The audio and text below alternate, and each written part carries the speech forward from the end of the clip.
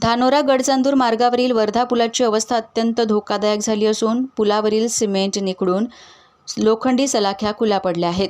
त्यामुळे वाहनांचे tyre puncture होणे, छोटे मोठे अपघात होणे अशा घटना घडत असून वाहन चालक आणि प्रवाशांच्या सुरक्षिततेचा प्रश्न निर्माण झाला आहे।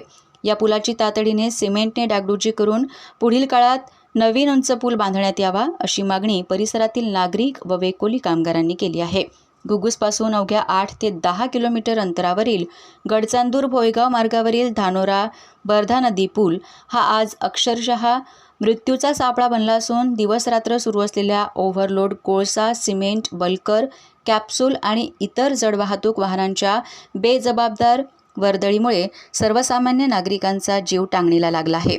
प्रशासनाच्या अक्षम्य दुर्लक्षामुळे या पुलावरून प्रवास करणे म्हणजे स्वतःच्या जीवाशी खेळ खेळण्यासारखी परिस्थिती निर्माण झाली आहे। औद्योगिक कारखान्यांमधून निघणारे कोळसा व सिमेंट वाहून नेणारे अवजड ट्रक, बल्कर, कॅप्सूल वाहने आणि इतर जड वाहतूक वाहनांची रात्रंदिवस या पुलावरून मोठ्या प्रमाणात वाहतूक सुरू असते। त्याच पुलावरून शेकडो चारचाकी, दुचाकी आणि प्रवासी वाहनेही जीव मुठीत धरून प्रवास करीत आहेत। मात्र पुलावरील मोठमोठे खड्डे, उखडलेला रस्ता, बाहेर आलेल्या लोखंडी सलाखी आणि मोडकळीस आलेली संरचना पाहता कोणत्याही क्षणी भीषण दुर्घटना घडू शकते अशी भीती नागरिक व्यक्त करीत आहेत।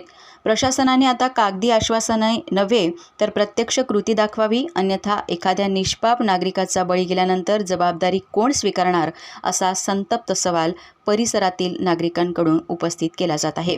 विशेष म्हणजे पावसाळ्यात वर्धा नदीला पूर आल्यानंतर या पुलावरून पाणी वाहू लागते। परिणामी सलग 4 ते 5 दिवस हा मार्ग पूर्णपणे बंद राहतो। या धोकादायक परिस्थितीमुळे वाहतूक कोंडी, अपघाताचा वाढता धोका होण्याची शक्यता नाकारता येत नाही। त्यामुळे या पुलावरून होणाऱ्या ओव्हरलोड वाहनांच्या वाहतुकीवर तात्काळ नियंत्रण ठेवावे, पुलाची तातडीने दुरुस्ती करावी, मोठे खड्डे बुजवावेत, बाहेर आलेल्या लोखंडी सळ्या हटवाव्यात आणि भविष्यातील गरजा लक्षात घेऊन वर्धा नदीवर अधिक उंचीचा, मजबूत आणि आधुनिक नवीन पूल उभारण्याचा निर्णय त्वरित घ्यावा अशी एकमुखी मागणी स्थानिक नागरिक, वाहन चालक आणि सामाजिक कार्यकर्त्यांकडून जोर धरत आहे।